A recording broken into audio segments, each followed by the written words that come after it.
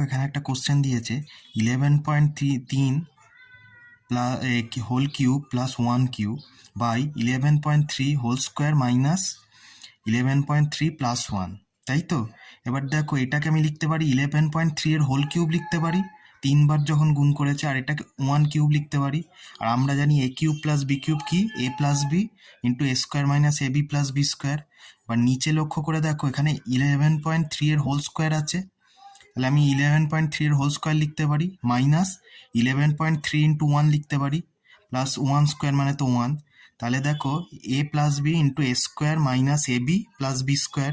আর নিচেও দেখো এ square minus A B plus B square আছে, ওপর নিচে কেটে গেল, তাহলে ওপরে কী থাকলো, পরে 11.3 প্লাস 1, আর 11.3 প্লাস 1 যোগ করলে কত হচ্ছে 12.3। তাহলে এটাই হচ্ছে এটার অ্যান্সার। ভিডিওটি ভালো লেগে থাকলে অতি অবশ্যই চ্যানেল